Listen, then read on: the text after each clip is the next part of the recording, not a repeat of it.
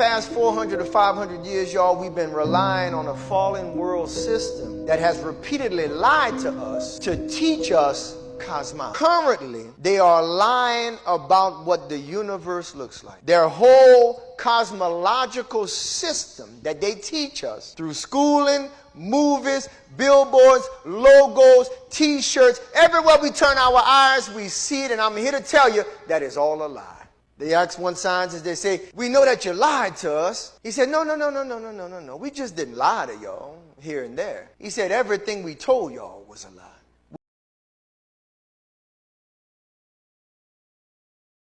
Few things I want you to focus on tonight. Number one, don't be a fool. NASA feeds your addiction. Outer space is science fiction.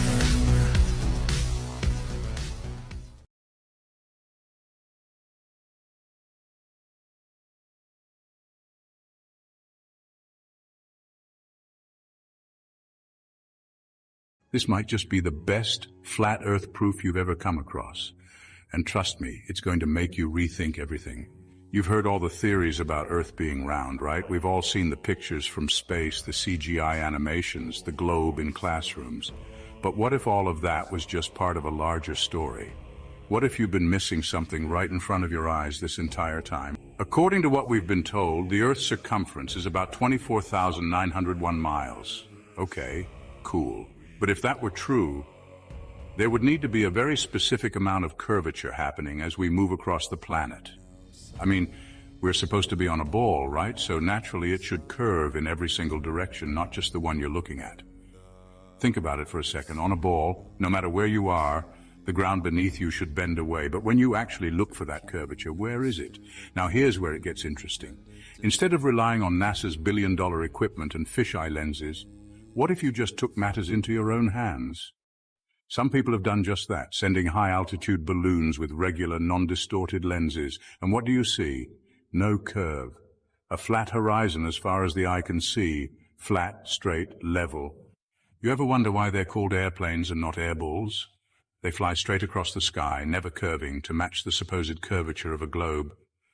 If we were on a ball, wouldn't they need to constantly adjust their altitude? But they don't. They fly level, and don't even get me started on gravity, because let's face it, that's just a theory. After all these years, gravity still hasn't been proven. What we do know, water doesn't stick to a ball. Ever tried balancing water on a basketball? Exactly. The math is another thing that doesn't add up. There's supposed to be a curve of about 8 inches per mile squared, so why don't we ever see it? From high up, you'd expect to see a pretty clear curve, yet the horizon stays flat. That's something you can see with your own eyes. No need for fancy space agencies to tell you otherwise. So why the push to make us believe we're spinning on a ball through space? What's the end game here? Here's the thing. You don't have to take anyone's word for it, not even mine. Just think critically, look around you. Everything in your everyday experience shows a flat, stationary world. They've been pushing the globe model on us since we were kids, but why? Maybe it's time we start questioning that narrative. And don't feel bad if you've believed in the globe your whole life. We've all been there, myself included. But once you start doing your own research, things start making a lot more sense. Suddenly it clicks. The flat earth isn't just a theory for some fringe group. There are real, undeniable proofs right in front of us. You've just got to be willing to see them. Because what's going on is you're experiencing one thing, but they're telling you another, and you trust in them so much, what they say outweighs what you see with your own eyes. Proven by filling a balloon with 50% air and 50% helium. As helium is lighter than air, and the ratios are even, the balloon remains fixed in the air without rising or falling. Again, much like the Earth's curve and spin, we do not witness smaller objects on Earth gravitating and orbiting around or being pulled towards larger objects. It seems very convenient that gravity's tendency to make smaller objects orbit around larger objects is exclusive to the globe itself and all the supposedly surrounding planets and stars, none of which we can actually see in motion or orbit. Even when you study the claims made by the scientist magicians of the so-called planets and moons, their calculations begin to work against them. As Eric Dubay pointed out, Newton also theorized, and it is now commonly taught, that the Earth's ocean tides are caused by gravitational lunar attraction.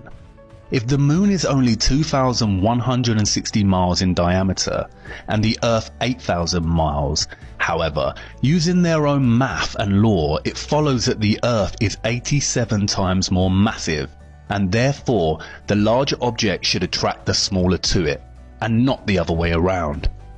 If the Earth's greater gravity is what keeps the Moon in orbit, it is impossible for the Moon's lesser gravity to supersede the Earth's gravity, especially at Earth's sea level, where its gravitational attraction would even further out-trump the Moon's. And if the Moon's gravity truly did supersede the Earth's causing the tide to be drawn towards it, there should be nothing to stop them from continuing onwards and upwards towards their greater attractor. There's a growing anti-intellectual strain in this country. Ultimately, Newton's gravity erased the common sense of up and down, and in its place normalized the preposterous idea that this is possible. And this. And that meanwhile, in Australia, this is nonsensical, pseudo-scientific mockery and nothing more than an invention to justify the spinning spherical Earth hoax. Without the theory of gravity, not a single person in their right minds would ever believe the Earth a globe, with some of the population existing upside down on the underside of the planet. This is all quite simple once you start to break away from the toddler years of matrix programming. The laws of perspective and density perfectly explain the natural workings of our world. They invent complex concepts such as gravity and ridiculous spinning spherical networks of incomprehensible figures and speeds to bamboozle us. And we will get onto why they do this shortly. But wait a minute. I know you're not on board with this just yet, and I can tell you have a big question that you're burning to ask. If the Earth is not a spinning globe, then what about the Sun and the Moon? We can see the Sun rising and setting every day. I'm glad you asked.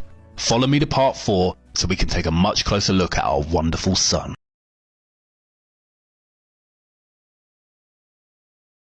The scientist liars of our world tell us that the Sun is 109 times more massive than the Earth, and that it is 93 million miles away. They state that the split between day and night is because the Earth is rotating, and that when we see the sunset we are witnessing the rotation and our arrival into the dark phase of the spin, which is a time frame called night and when our moon becomes visible. Much like the proposed curvy nature of our world and the theory of gravity, this is complete nonsense. Before turning our attention to the Sun, let's first look at 2 examples that debunk the heliocentric model of a rotating globular Earth. The first is the New York City skyline as seen from Harriman State Park's Bear Mountain, which is 60 miles away. If the Earth was a spinning globe of 25,000 miles in circumference, then this viewing from Bear Mountain's 1,283-foot summit should be impossible. If we take Pythagorean theorem, which determines the distance to the horizon being 1.23 times the square root of the height in feet, then this skyline should be invisible behind 170 feet of curved Earth. It should actually be beneath the horizon. Similarly, when ships pass the ocean's horizon, they should technically be vanishing over the curve of the Earth. A strong camera lens, however, proves this to be false. Ships do not vanish over the curve of the Earth, but vanish beyond our limits of perspective. The law of perspective on a flat plane dictates that a receding object diminishes in angle and height until the line of sight converges to a vanishing point, or what is called the horizon, in which the object then becomes invisible. The scientist liars claim that the Sun sets and vanishes beyond the curve of the Earth. But this is nothing more than the Sun moving beyond the vanishing point of perspective, which is determined by the limitations of our eyes, other objects, and weather. The same law applies to how we see the sun and its rising and setting. The sun never rises or sets. It is an optical illusion determined by the laws of perspective. We think we see the sun rise and set because of the convergent and divergent nature of our line of sight. For instance, this row of street lamps appears to decrease in size further down the line of sight before vanishing completely, when in fact all street lamps are of the same height and continue to border the walkway well beyond the vanishing point. This is the same with this line of HP bottles. They are all the same size and they do not change size. It is just our perspective that makes it seem like they do. This is precisely what we experience when we watch the sun rise, set, and journey across our flat Earth.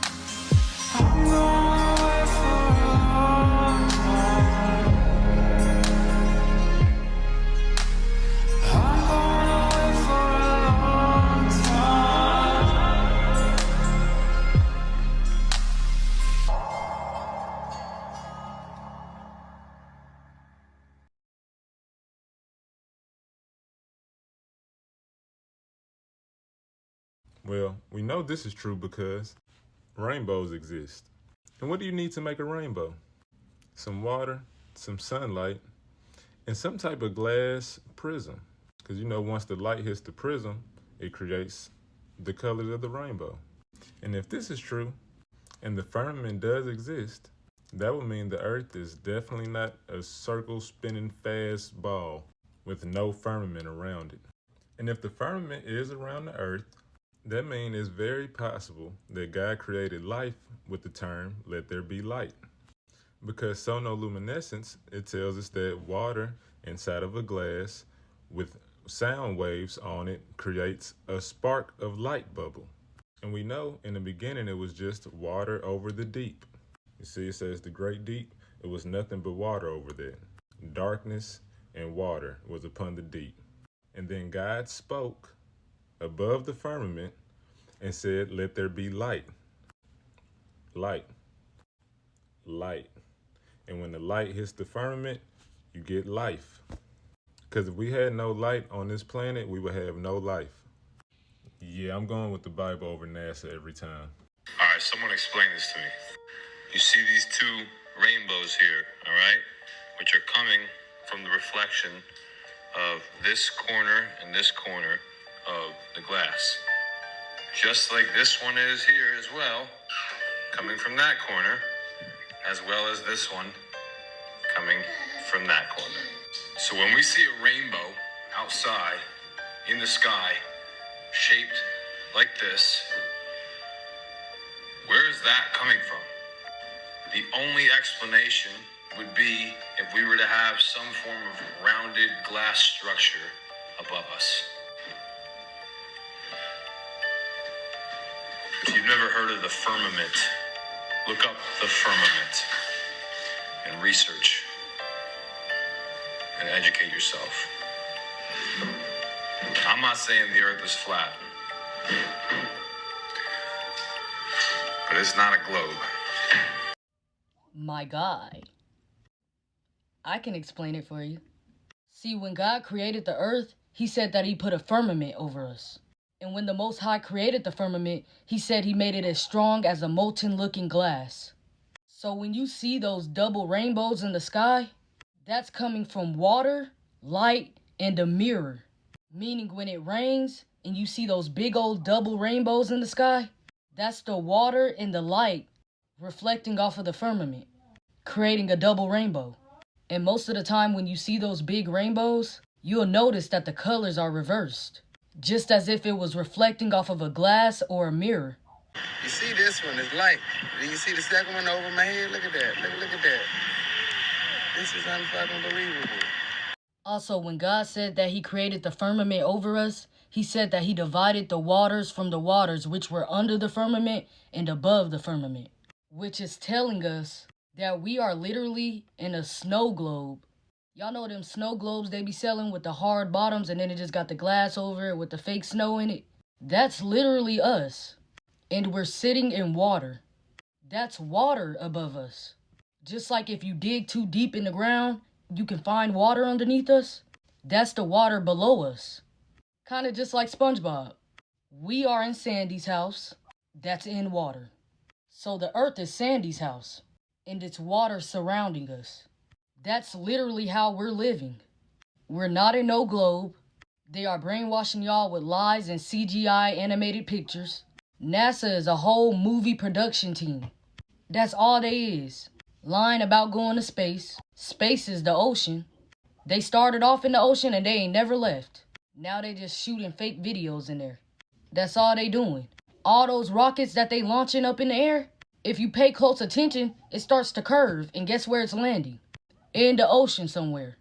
So when y'all see those rainbows in the sky, the rainbow that goes from one end of the firmament all the way to the other end of the firmament, as God's promise to never flood the earth again.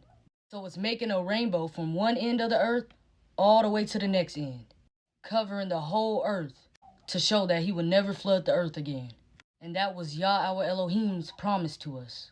So when y'all see these rainbows in the sky, remember Romans 3 and 4. Let God be the truth, and every man a liar.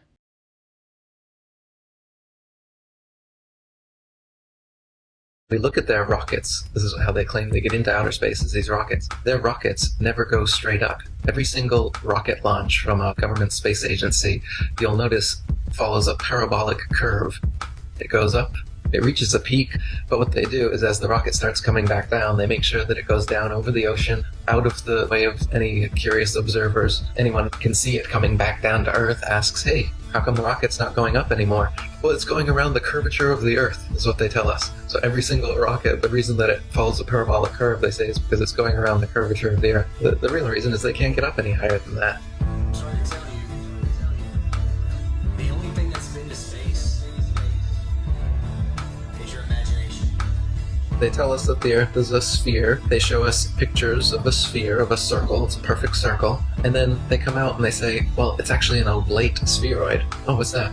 Well, it's a sphere that's flattened at both poles, so it's more of an oval shape. It actually bulges out south of the equator, as well as being flattened at the poles.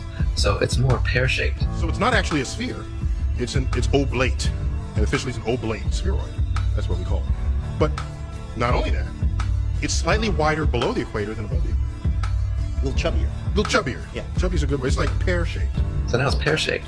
So why are all of these official NASA photos and videos showing perfect spheres when it's actually an oblate spheroid or a pear-shaped spheroid? They can't get their story straight. The reason they keep changing it is that to fit the model, they have to change the shape of the Earth. South of the equator is larger than north of the equator because lines of longitude that just extend outwards, they don't contract back. So they concede that in their pair model. They say, well, it bulges out south of the equator. It's bigger south of the equator. Yeah, it is, because it's flat. But instead of admitting that, they just, make tweaks to their model as time goes on. They say that the ball Earth tilts back 23.5 degrees. That's another tweak they made because we can see Polaris, which is right over the North Pole, from 23.5 degrees south latitude. Shouldn't be able to see that on a ball. So they just tilt the Earth back and then okay, now you can see it. And so they come up with explanations in reverse like this. Damage control, reverse engineered explanations.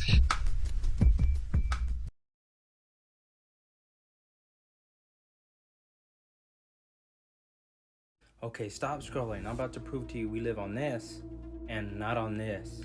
First of all, they got us believing that these rockets are leaving Earth, when in fact they can't because of this, the firmament. And here's the proof. Let me introduce y'all to Wernher von Braun, which is known as the father of NASA. He also helped develop the Saturn V rocket, which allegedly took Apollo 11 to the moon. On his grave, he quoted a Bible verse, Psalms 19:1. Psalms 19, verse 1. The heavens declare the glory of God, and the firmament showeth his handiwork. And the Hebrew translation for firmament is extended surface, solid expanse. The vault of heaven or firmament regarded by Hebrews as solid and supporting the waters above it. We take a look at the book of Job, chapter 37, verse 18.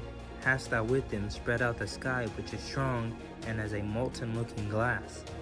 So the firmament that is supporting the waters above is literally made out of glass. Anyways, have you guys noticed when they launch these rockets, they never go straight up, they always curve? I mean, it almost looks like they're taking the shape of the firmament. I mean, we could see it in Disney's logo. Wernher von Braun and Walt Disney were best friends. It also has a little strange pattern going through it. Isaiah 40:22, is it he that sitteth upon the circle, not ball, of the earth, and the inhabitants thereof are as grasshoppers, that stretcheth out the heavens as a curtain, and spreadeth them out as a tent to dwell in. Again, stretcheth out the heavens as a curtain, and spreadeth them out as a tent to dwell in. Here's a test. Would you say this looks like a circle and a tent to dwell in? Or this looks like a circle and a tent to dwell in? Let me know what y'all think about this in the comments. God's word is true. He wants a relationship with you and not a religion. It takes more faith to believe in a round earth than any other kind of earth. Anybody hear me up in here? Because you are going against your very eyes and your very experience. This piece I made of resin, I will show you the dome as seen in our firmament. Here are your stars, nothing more than bubbles, maybe contains gas or not. But only thing is an external light or a torch. There you have on your left the sun, and there you have on your right the moon. Very clearly you can see the yellow sun with daylight and white like in the night. If I turn it in correct angle, there you have your day and night. Do you see it? If I want to make an eclipse, I only have to put the light in a determined way, and the two will combine. Boom! Eclipses. All right, this is a simple way so you can understand how I see the firmament. Now you can come up with your excuses. There you can see two lights. Yellow for the day as sun, white for the night as moon. There you have it.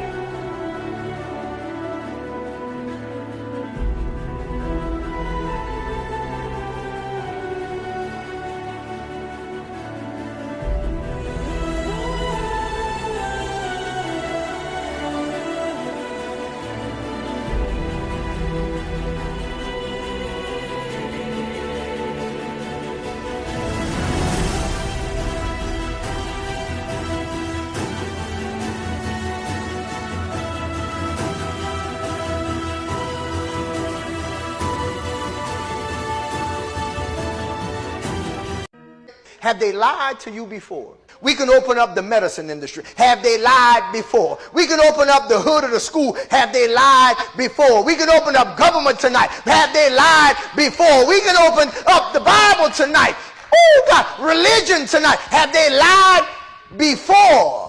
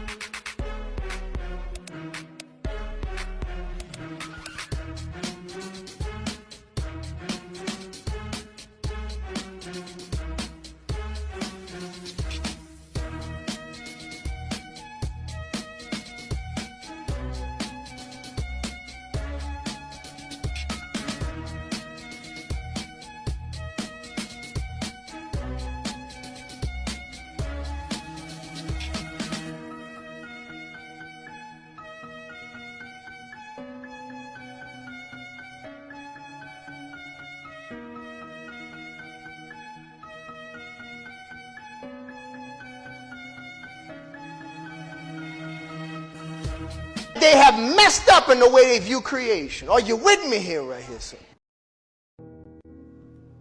6 years prior to the release of Toy Story, Pixar released a short film called Knick-Knack. They showed you hot location after hot location, where all the knickknacks have on sunglasses. Then they take you to a land far away towards the edge of the shelf.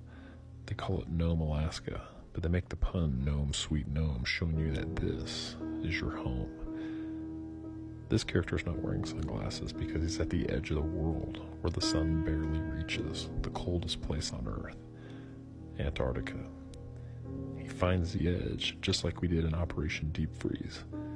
Then he proceeds to drill, just like they did in Russia. Then he tries to blow it up, just like we did over the Pacific Ocean.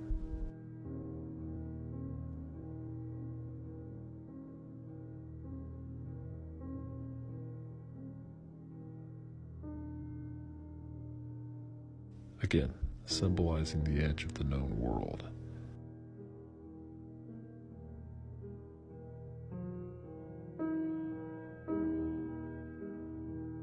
And what was the name of the operation we were trying to explode the firmament? Operation Fishbowl.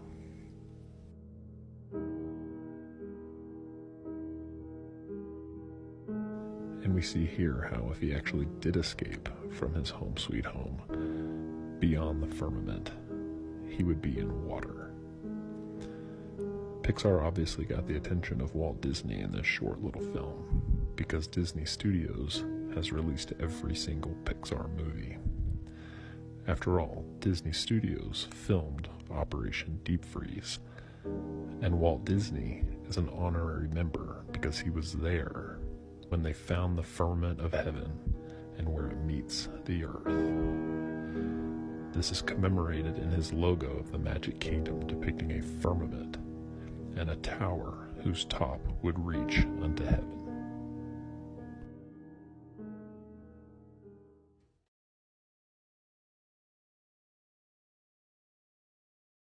The final experiment is the 24-hour sun in Antarctica? This is what they hang their hat on. But how come the sun is revolving over flat land just the way the flat earth model says it does? We said it does this. We about to break this down for good right now. This is our model. This is Antarctica surrounding the earth. And it's at an elevated plane while everything gravitates towards the center, the sun revolving, and you can see it from Antarctica all the time because there's no interference. You're on an elevated plane. Now this is my micro scale of Earth. Flat, everything gravitates towards the center, and then you have the outscales, which is Antarctica. I'm on this side of Antarctica, and the sun is revolving around the Earth. If I'm on this side, right here on this upslope, I'm going to see it. I'm going to see it still because I'm above the Earth. I'm going to still see it. It's going to keep coming around. That's our model they stole. Then they said the Earth tilted, and Antarctica was tilted towards the sun, which kept the sun revolving and rotating in that one spot, but I thought we revolved around the sun. Tilt. Move or cause to move into a slope-like position. Slope-like position. Tilted. Sloping position. Sloping position. Why is it doing this? If we go around it, it's going around us just like we said. Tilt. So how is the ball tilting? How does a ball tilt? It doesn't change. It doesn't have angles to tilt. Did it change? Did it go into a sloping position? That's impossible.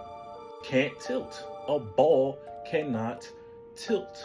Pay attention. It's constantly spinning. Revolves around the sun at 67,000 miles per hour. At the same time, it rotates at 1,000. So how is it tilting when it's always spinning? And then you can see the sun is closest to the earth where? Early January, when it's winter for the northern hemisphere. And then it's furthest away from the sun in early July. It goes up and down. It goes like this, and then it goes up. Then it comes down. Coils that you put on a battery, those coils, that creates an energy, motion, spiral motion. That's why the pyramids are shaped like that. A coil, but with straight lines. But look when they chose to go do the final experiment. Duh, in the winter time. Like, come on, it's over with. Y'all stealing our model just to mix it with your model, which is horrible, and then you're out here setting people up with the sun closest to the earth. Ever wonder why no one is allowed to just casually explore Antarctica? Since 1959, all the world's superpowers, who can't seem to agree on much, came together and signed this one unbreakable agreement. It essentially says no country can claim Antarctica, and no one can just go exploring there without permission. That's right. Even today, it's strictly off-limits to anyone except for tightly controlled scientific research under serious supervision. Therefore, why are there such stringent rules on a frozen wasteland? What precisely are they concealing behind the ice? This is where things get even more puzzling. Captain James Cook, a well-known explorer, attempted to circumnavigate Antarctica 3 times, not just once, not twice. He covered over 60,000 miles attempting to find a way through, and guess what? He didn't. What he found instead were massive ice walls towering as high as 200 to 300 feet, stretching endlessly around the entire landmass. He never discovered a way beyond them. Now think about this for a second. If Antarctica is just an icy desert at the bottom of a globe, why are there such enormous, impenetrable ice walls there? And why is the one place on Earth that's governed by an unbreakable treaty, one that no country has ever violated, also the most restricted? It's almost as if there's a massive border, a natural wall protecting something beyond the ice. This brings up the bigger and more important question. What if Antarctica isn't just a land of snow and penguins? What if it's the edge of something much larger? Let's dig deeper. Many flat earthers believe that these towering ice walls are actually the edge of our world. They are more than just walls. They are the ultimate boundaries, keeping everything inside and preventing anything or anybody from leaving. And that's why ships don't fall off the edge of a flat Earth. They're held in by these massive, impenetrable ice walls. But it's not just ships. Planes aren't allowed to fly over Antarctica either. Why? What are they really hiding beyond those walls? Let's connect some dots. Captain Cook's journeys were just the beginning. Since then, exploration in Antarctica has been minimal, and the narrative is controlled by governments and a handful of scientific agencies. This is the only place on Earth with such tight regulations, and the only global treaty that has never been broken. Even countries with long-standing rivalries and conflicts, like the United States and Russia, have adhered to this treaty without fail. Ask yourself this: how likely is it that all the world's powers would agree on something as simple as protecting penguins and icebergs? What if there's something more behind this unity? What if Antarctica is the key to understanding the true nature of our world? The idea that there's an entire landmass we're not allowed to explore freely should make you curious. Why don't we hear more about this in the news? Why do no tour operators offer visits to view these so-called ice walls? The more you think about it, the stranger it seems. So, could Antarctica be the ultimate border of a flat Earth surrounded by walls of ice that keep us in? The evidence certainly makes you think. What does this thing do to us? This globe, this round Earth, this heliocentric system. It gives us a far-off concept of God. Master, how close is God? Isaiah 40:22. It is he that sitteth upon the circles of the earth. God ain't past no Milky Way galaxy. God ain't out there eons and eons away. Oh no, my friend. The Bible say he sit right on top of the earth. And I'm going to show you that in a second. And the Bible say he sits so close, hallelujah, that he could see us. That the inhabitants of the earth are what? Like grasshoppers unto him. He watching us all move around, doing our thing. He right at. I'm going to tell you that he's so close. Ooh, God have mercy. He's so close, y'all, that in the end of days, when he rolled back the heavens like a scroll, and when he rolled back the heavens like a scroll, we going to see that his throne was always right there above us. That's why the Bible says every eye going to see him. He's right there. He's right there. This global round model make you think he's far away. Oh, no, Kip. He right there.